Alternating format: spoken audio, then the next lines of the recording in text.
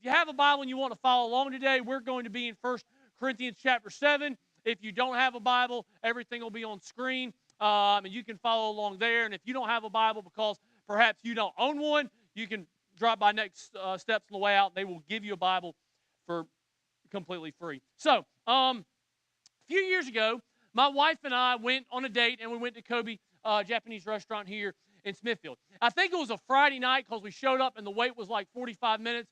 And they said, well, if you just get your name on the list, you can go somewhere and then just drop back by here in about 30 minutes and then we'll get you all seated. And I was like, okay, because nobody likes to sit and wait for 45 minutes because that's boring. So we left, and I think we walked around the outlets or something like that, get our steps in, that sort of thing. And then we came back after about 30 minutes, and we sat down and we waited. And it took a lot longer than I thought it would. Like what was supposed to, in my mind, be about a 10-minute wait ended up being a 25-minute wait. And for me, I'm really sensitive about being that customer, particularly in the community that I do ministry in. Like, I know some of y'all, you'll just walk up and you'll be like, why ain't I got my table yet? And that's rude, and you really shouldn't do that. It's not their fault, although maybe it is, but you should really be nice and kind to them because they've had a hard week too. So I'm really sensitive about not being that demanding customer. So I'm probably too patient in that. But eventually I'm like, okay, this is just taking really, really long. And I go up there, and I had listed our name as Dylan Party of Two. And so I go up to the counter after about a 20-minute wait. And I'm like, hey, I'm kind of curious why we haven't been seated yet. And I just wanted to know kind of how far down we were on the list. And she's like, what's the name? Dylan Party of Two. And she's like, oh, well, we already seated you. And I'm like, well, that's not possible because here I am, I'm Dylan Party of Two. And then she looked further down the list, and she's like, oh, another Dylan came in. I'm sorry. And that just aggravated me. And so I never use my first name anymore. I use my last name, which is far more unique than Dylan. And it frustrated me in that moment. And I had two feelings. Feeling number one, why haven't I been seated yet? And that was just frustrating. Feeling number two was this envy because somebody got my seat. Well, like I literally had my name on the list, and they got it. And so I was frustrated over that. But here's the deal in that really strange story. If you're a single here, and by single I mean not married. If you're like, well, I'm engaged, you're still single, okay?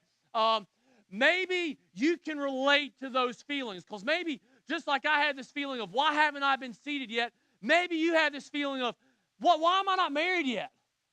Well, why haven't I even been on a date yet? Why haven't I? Maybe you're the place where you're like, why haven't I even had a stable relationship yet? Why hasn't it happened? And what makes it worse is you see your friends and your family, just like that other family got seated, you see your friends and family, and they're getting dates, and they're getting engaged, and they're getting married, and it's frustrating, and it's like, man, what's the deal with me? Like I just want like some of y'all, like, I just wish I had a date.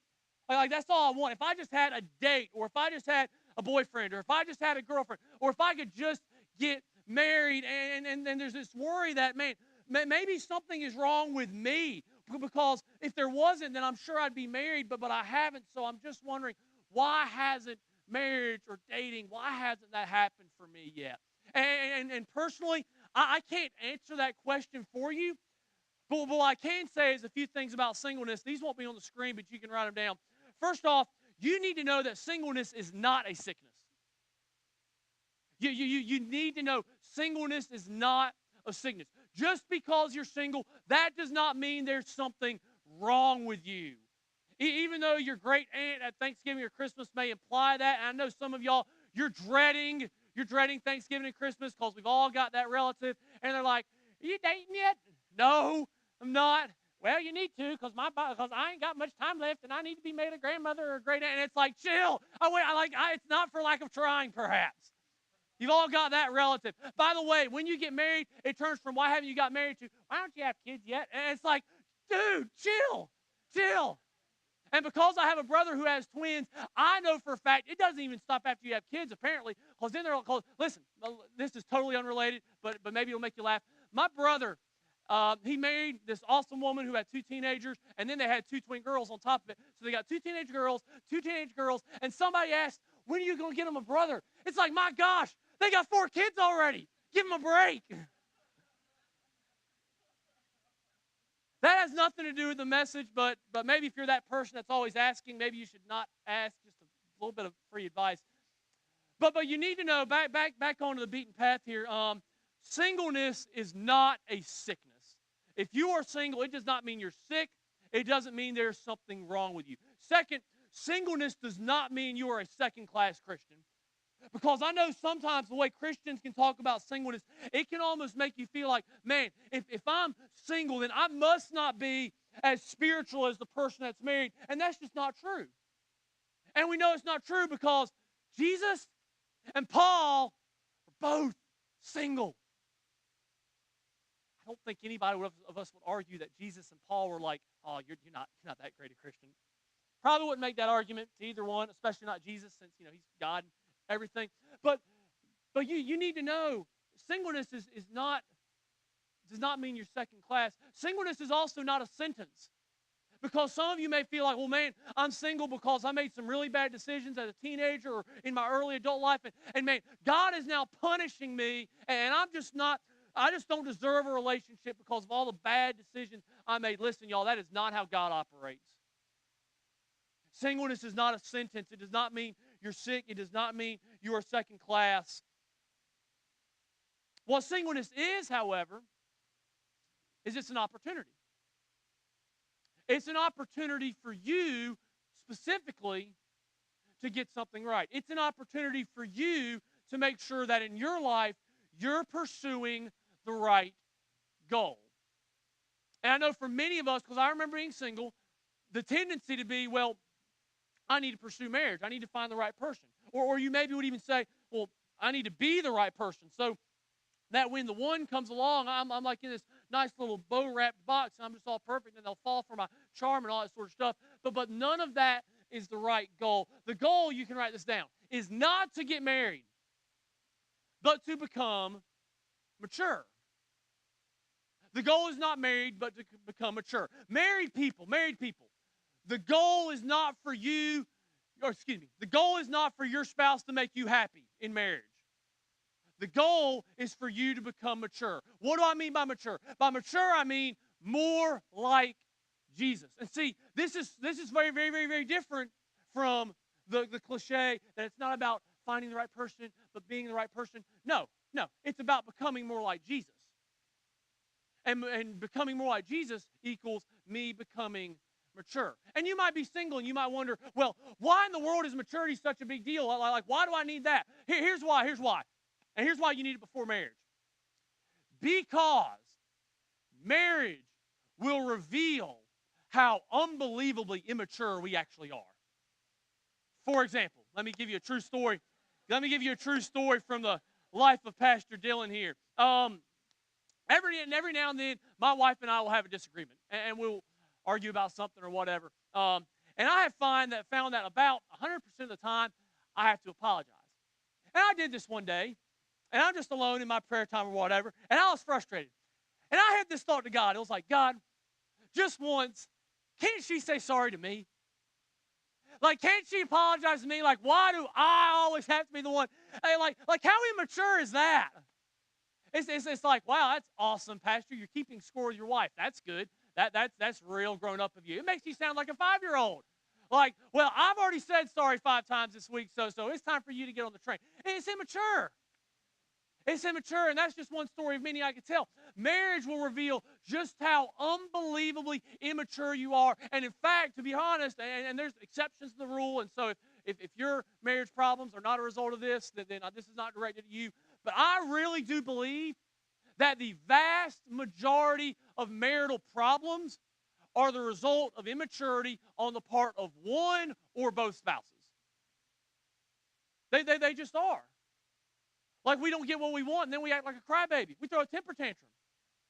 We give each other the silent treatment. We cuss each other out. I mean, we just do stuff that like we would punish a 5-year-old for, and yet somehow we think as adults we somehow now have a past act like a baby.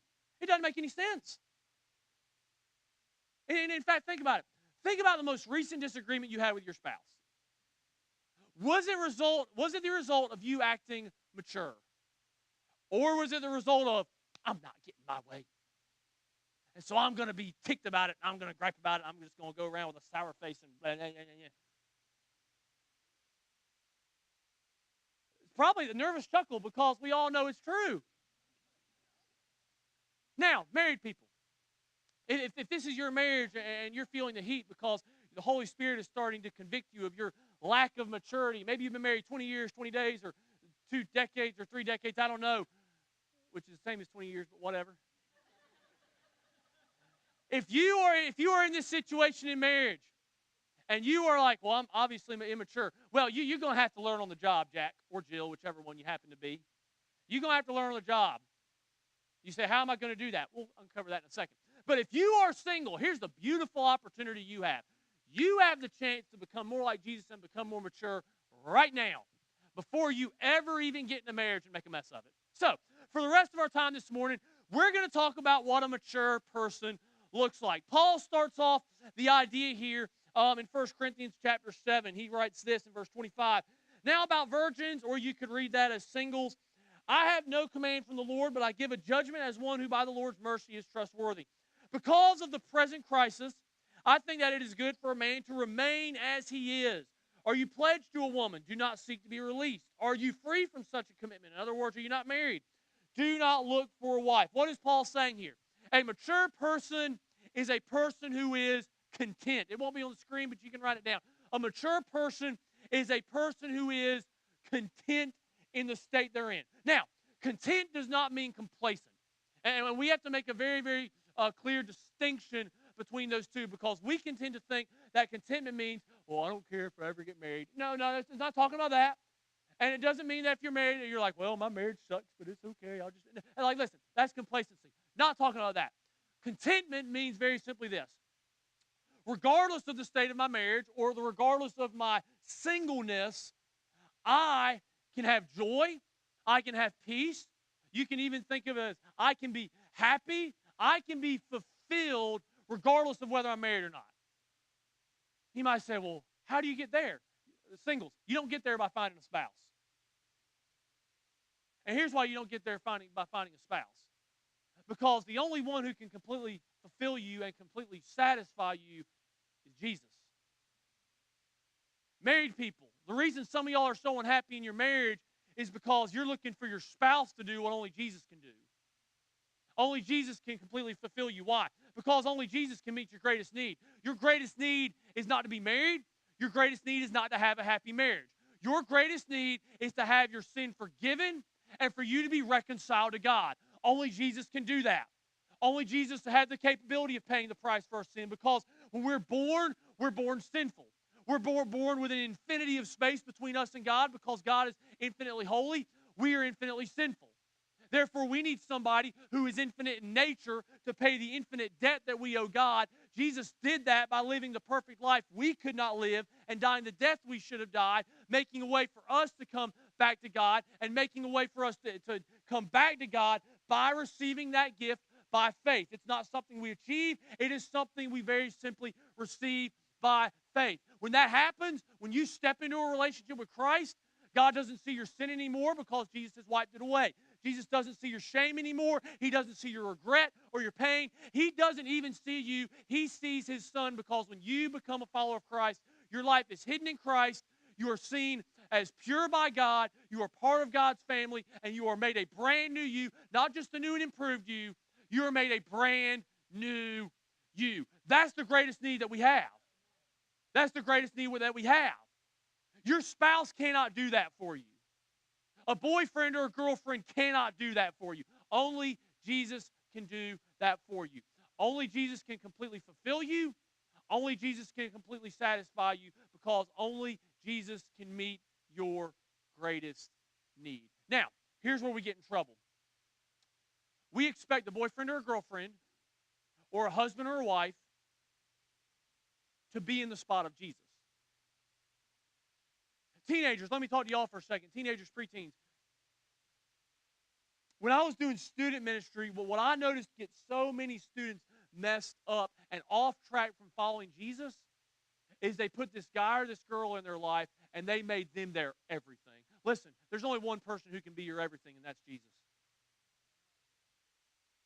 Newly married people, and I'd say if you're newly married, you've been married 5 years or less, as you get further along in your marriage, new and shiny rubs off. Single people, new and shiny rubs off in marriage, just to let you know. That doesn't mean the marriage is any less awesome. But it does mean that as new and shiny rubs off, if your spouse is here in this place of God and you're expecting them to be everything for you, here's what I can promise you. Eventually they will disappoint you. Eventually they will fail you. And if they're in the spot of God, your life will come completely crumbling apart. Because only Jesus can withstand the weight of your worship. Nobody else can. And so for us to move towards maturity, for us to become more like Jesus, the very first thing that has to happen is we have to be completely content. And the only way we find contentment is in Jesus. And if we're content in Christ, then we can say, even if I'm not married, listen, even if I never get married, I can be content because Jesus has already met my greatest need. Everything else is just icing on the cake. If you have an unhappy marriage, you can say, I can be fully content. I can have joy. I can have peace. Not because my marriage is awesome. It may not be right now, but because Jesus has already met my greatest need. And my contentment, my joy in this life is not based on my spouse. It's based in Christ. A mature person is content. Are you content today? Or are you expecting a guy or a girl or a husband or a wife to meet that need? Only Jesus can meet that need. Paul goes on. He writes this in verse 28 and starts to talk about what a mature person looks like as well. He says, but if you do marry, you have not sinned. And if a virgin marries, she has not sinned. Then he says this, but those who marry will face many troubles in this life, and I want to spare you this. What Paul is going to start unpacking here is the second idea, that a mature person is centered. In other words, they have a realistic view of marriage. And you need a realistic view of marriage, whether you're in marriage or whether you're hoping to be married. Because a realistic view of marriage up front will save you heartache on the back end. For example, how many of y'all have ever wanted to own a puppy? Show of hands. Show of hands. Great. Of those hands, how many of y'all have actually owned a puppy? Oh, wow, that's okay. So the first group was not telling the truth. More people, or maybe you didn't want a puppy, maybe you were just dumped on one. I don't know. So here's the thing about puppies. Puppies are fluffy. They are cute. They are adorable. They make you smile. I think puppies may be the cure for cancer. I don't know. They're just that awesome. But puppies are wonderful. And you can tend to think, if you've never owned a puppy, owning a puppy would be awesome. They're cute and cuddly and they'll make me smile. That part is true. What I found out when I owned a puppy, like my little dog Lucy, she's 2 years old. We got her as a puppy. I'd never owned a puppy before. There's some things about puppies that the commercials don't tell you about puppies. And Instagram doesn't tell you it's puppies. Instagram, they show the puppy. He's happy. He's jumping. He's fluffy. They don't show him pooping and peeing everywhere that he wants or she wants. If you're not ready for that, then you're going to be a little frustrated because you're going to be like, oh, this puppy's awesome. Then you're going to wake up at 3 o'clock and you go, splat. What is this? They didn't come potty trained. Surprise! But if you're aware of that going in, then you'll make some preparations and it won't be quite as rocky a road. Here's the thing. Going into marriage, you need to understand that every single Disney movie and every single fairy tale is a lie. Because they're like, and they lived happily ever after. Yeah, maybe on the honeymoon. Then you got back and real life hit. And you found out, oh, who are you? And what did you do with the person I was on the honeymoon with? Because you do things, and I didn't know you did these things, and they really, really annoy me. And actually what happens is the thing that drew you to that person to start with annoys the snot out of you after about a week. And then you find out that, guess what? They don't want to do all the things that you want to do. They want to do the opposite of what you want to do. And you're like, I don't remember it being like this in dating. And it's because in dating, you're blinded. What Paul is saying when he says, those who marry will face many troubles, what he's saying is this. He's not saying marriage is evil, because it's not. He's not saying his marriage is bad. Marriage is awesome. I love being married. What he is saying is this. This is what you have to understand if you're single. If you get married, you will have challenges that are unique to marriage that you will not ever have to deal with as a single. As a single, you know what you can do? You can be Bon Jovi. It's my life. When I was a single, my senior year of college, I was a single. You know what I did? I drummed every opportunity I could. I umpired baseball games. I ref basketball games. I could be out till midnight. You know who could tell me anything that to do different?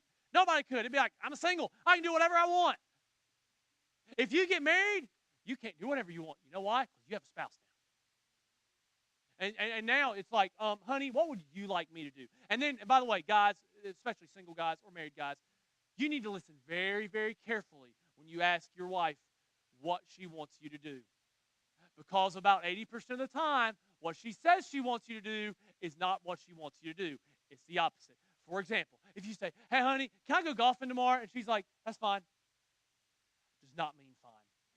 It does not mean fine. It means, no, I'd really like you to be home because you haven't been home on a Saturday in a month. So you just need to be aware of that, guys, okay? Okay?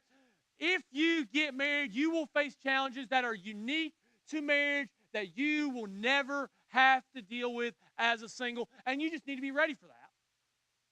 And one of those challenges that'll maybe help you when we start having a realistic view of marriage, we have to understand why we face those challenges. Here's why.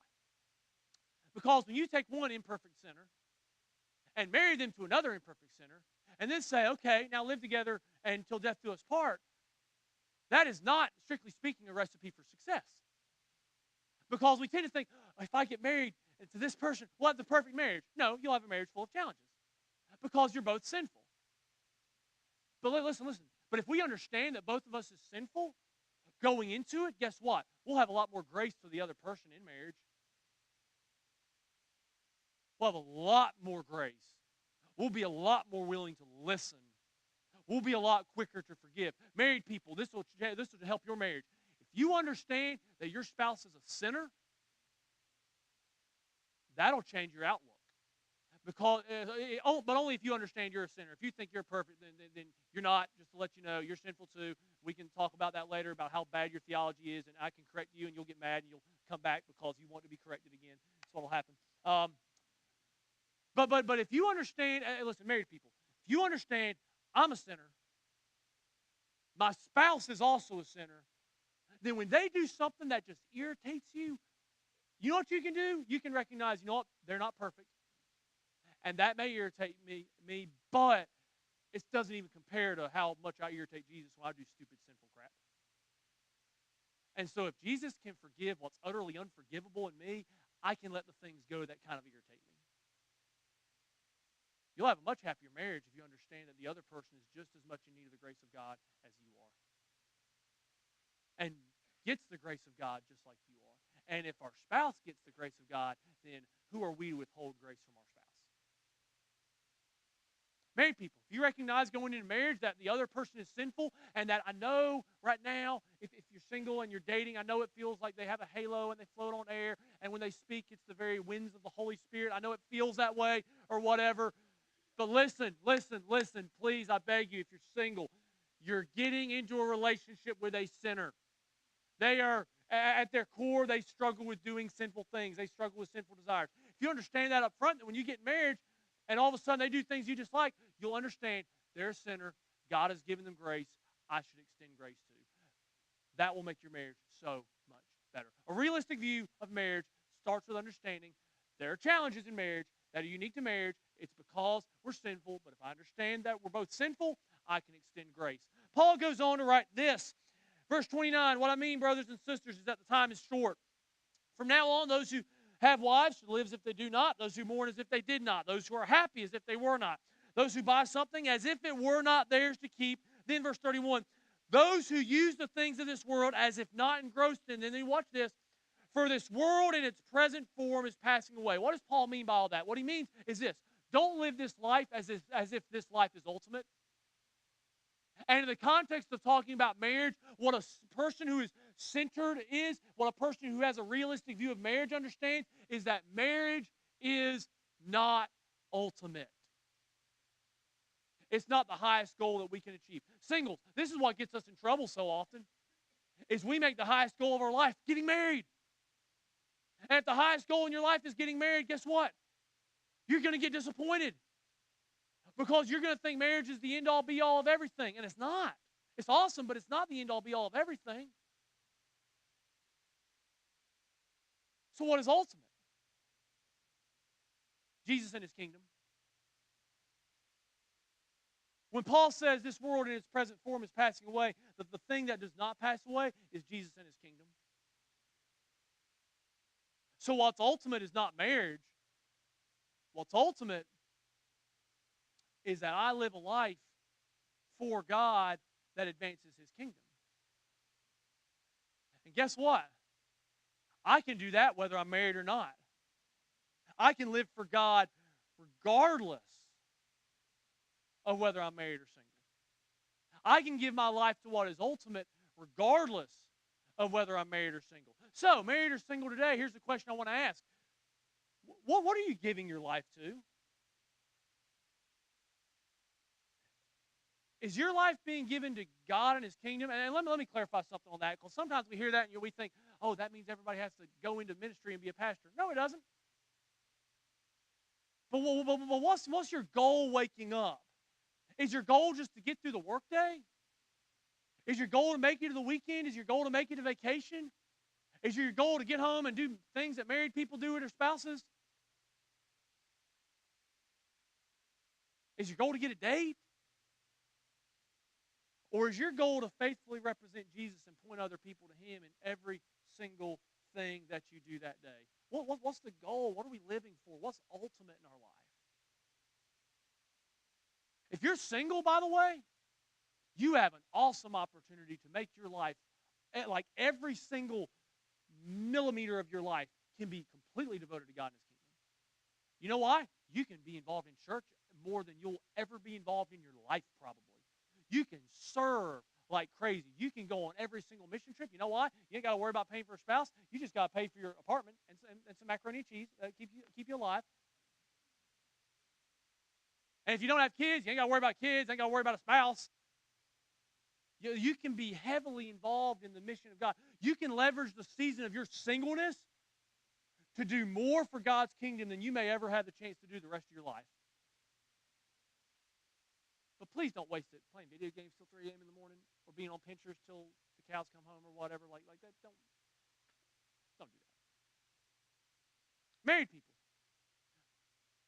Making God's kingdom ultimate in your life has a very, very unique application in a lot of ways. Because if you're married, guess what? You can't do everything that a single person does. And you need to be okay with that. But what you do need to be doing is making sure your family is on mission. Whether that's just you and your spouse or that's you and your children, you need to make sure your family is on mission. And here's where that starts. Paul's going to write this, and it may be confusing to start with, but we'll explain it. Verse 32, I would like you to be free from concern. An unmarried man is concerned about the Lord's affairs, how he can please the Lord. But a married man is concerned about the affairs of this world, how he can please his wife, and his interests are divided. An unmarried woman or virgin is concerned about the Lord's affairs. Her aim is to be devoted to the Lord in both body and spirit. But a married woman is concerned about the affairs of this world, how she can please her husband. I'm saying this for your own good, not to restrict you, but that you may live in a right way in undivided devotion to the Lord. Here's what Paul is not saying there. He's not saying that a mature person understands that singleness is way more godly than marriage. That's not what he's saying. What he's saying is a person who has a realistic view of marriage understands that my primary mission in marriage is to reflect Jesus to my spouse and help my spouse become a fully devoted follower of Jesus. When he talks about serving your spouse, meeting your spouse's needs, he's not talking about giving them a mansion on a hill. He's talking about helping them become everything Jesus made them to be. So, single people, here's what you need to understand. Before you get married, your primary responsibility, if you get married, is going to be to help your spouse become a more fully devoted follower of Jesus. And if you're not ready for that, don't get married. If you are married, your primary mission is to help your spouse, and if you have kids, your kids become fully devoted followers of Jesus. By the way, fully devoted followers of Jesus ultimately get on mission outside the walls of the church and outside the walls of the home. Throw that out there. So are you doing that? Let me talk very, very briefly for a second, and it may be more than a second, but we'll do whatever, because I got the mic, so we could be here all day. Actually, we can't. We got to be gone by 12:30 or so when our rent hours run up. It's the only thing that keeps me preaching shorter. I'm kidding. I'm kidding. I'm kidding. I promise when we move into the new building, it won't be 3-hour messages. It won't. It won't. 2.5 hours actually. Kidding. Anyway, focus. Let me speak. Let me speak to the men for just a minute. Men, whether you're single or whether you're married, you need to understand this. If you are married and if you're going to get married, God has called you as a man to be the spiritual leader of your family. Here's what that does not mean. That does not mean when you get home from work at 6 o'clock, you sit your rear end in your lazy boy and watch the same ESPN stuff for the next 3 hours. It's not spiritual leadership. What it does not mean, single men, is that you waste your single years playing Xbox for 5 hours a night and scrolling through Instagram and Facebook. Well, being the spiritual of your leader of your family does not mean is you give your children every single possible extracurricular opportunity, and yet you never have them in church on Sunday morning. Being the spiritual leader of your family means that if you got to work on the weekend, it doesn't matter how late you get home. It doesn't matter how freaking worn out you are. You say, I'm getting my butt out of bed and I'm getting to church because I know the way that I view church is going to be the way my kids view church. The way I look at church is going to be the way my spouse looks at church. And so it is critical for me to help my kids and my wife understand that God's mission is ultimate. And even if I'm dog tired, I'm getting there. Spiritual leadership, men, starts with you getting your rear end out of bed in the morning. If I sound ticked, it's because I am. And I'm not trying to come down on you, but maybe we need to be come down on as men. It means getting out of bed in the morning instead of sleeping till the last second and getting in God's word and saying, God, more than making $1 today, I need to hear from you. Men, do we do that? Or do we just kind of go through like the average American male and we hear preaching on Sunday morning? Yo, that's not enough. And by the way, if you're sick and tired of the way this country is, the when it will change is when men step up to the plate and stop acting as if reading the Bible and Bible study and prayer is a woman's job. Because men, God's looking at you to step up and lead and be the men He's called you to be. And if you're like, well, I don't know if I like the way that feels, guess what? We need that sometimes as men. We don't need somebody to pass on the button and be like, it's okay. No, we need sometimes for the Holy Spirit to get in our face and shake us around a little bit to wake us up to reality. So men, step up. Step up. Be a man. Take responsibility for your own spiritual life. Hey, here's an idea. Lead your family in prayer. And I know all you men, you're so insecure. You're like, I can't pray out loud. But you can talk about sports or hunting and fishing out loud till the cows come home. Pray. Pray with your family. Pray for your family. Do it out loud. Get involved in church. Get your kids involved in church. Read your Bible with your family. Men, step up. Be men. And I don't get this perfect. I need to be yelled at just as much as anybody in this room. Step up.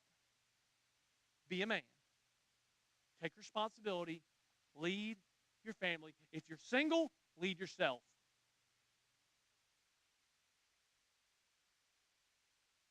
Because that's your calling as a man, is to get as close to Jesus as possible, whether you are married or whether you're single. And if you are married, it's to lead your family well. And you might say, well, what if I never get married? Well, Paul goes on to say this. Verse 36, if anybody is worried that he might not be acting honorably toward the virgin he's engaged to, and if his passions are too strong and he feels he ought to marry, he should do as he wants. He's not sinning. They should get married. But the man, which by the way, some of you guys in the room, if you've been dating for like 5 years, please get engaged and get married or break up, one of the two, okay? just like men, pop the question, save the money, buy a ring, get married to the glory of God, and then go, have babies for God's kingdom, whatever. You might say, how does that happen? You'll figure it out.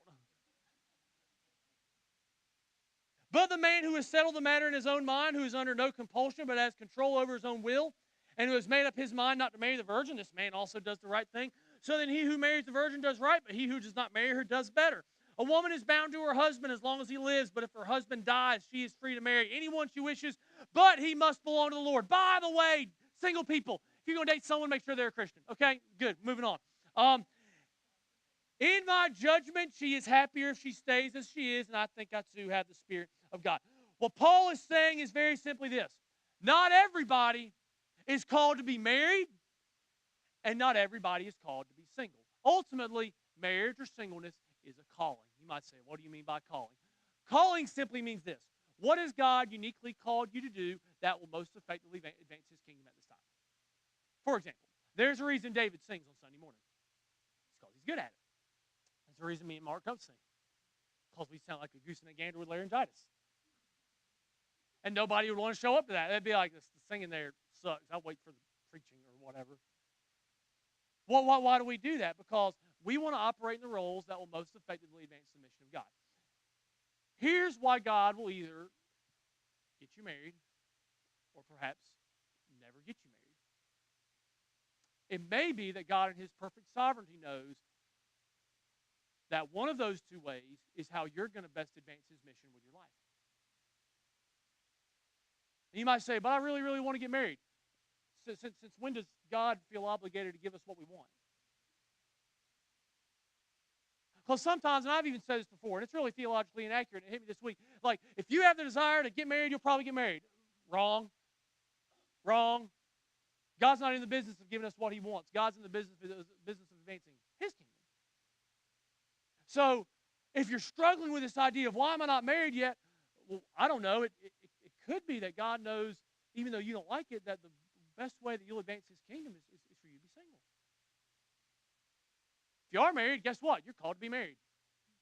Because maybe you're here today and you're like, well, I'd like to be called to be single. No, if you're married. If you're married, you're called to be married. Okay? You're just going to have to figure it out.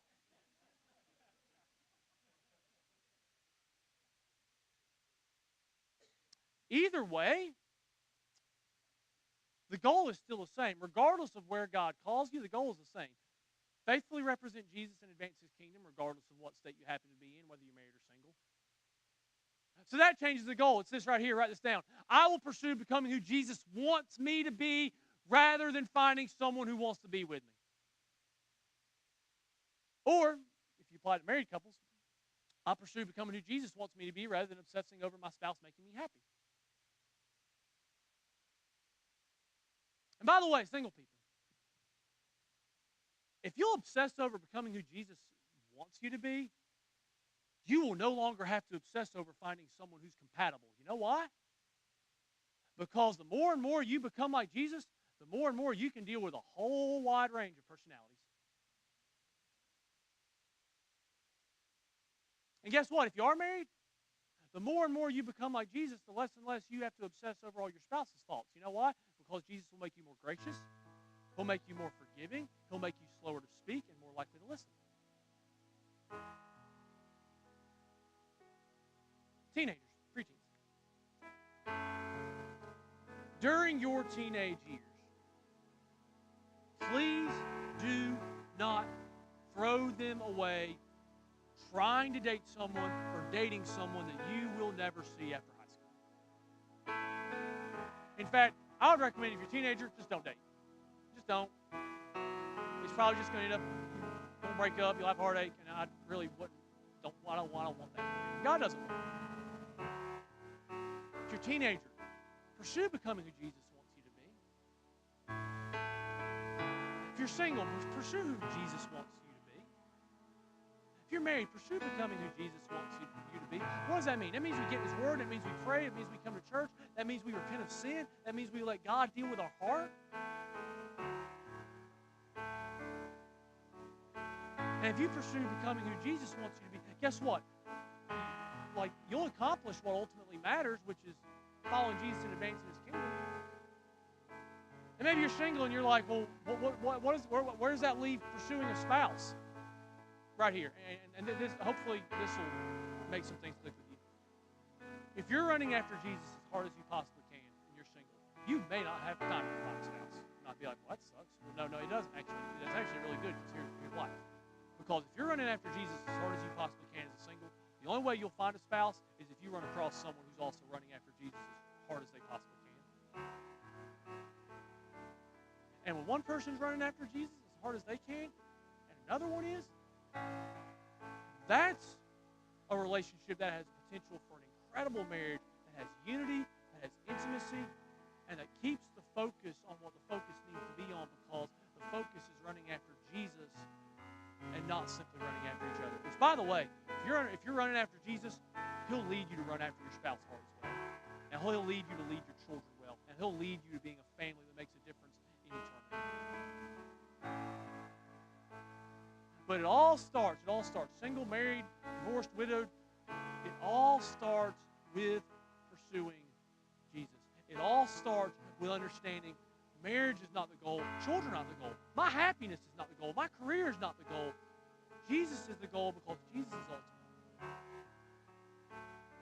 And therefore, the most important thing in my life is whether or not I'm following Jesus and whether or not I'm on board with His mission. And that starts with actually becoming a follower of Jesus.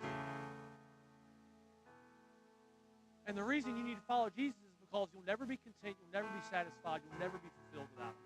There will always be something missing in your heart that only Jesus can fill.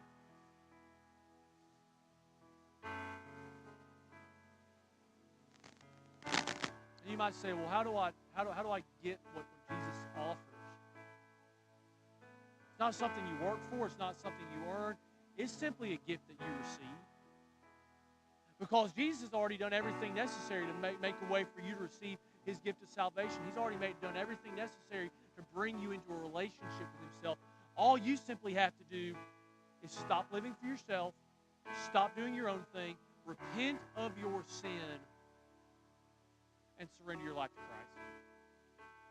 Trusting Him to save you, not trusting religion, not trusting your works, not trusting your effort, but trusting Christ to save you. And if you do that, Jesus will save you, He'll change you, He'll get your focus where it needs to be,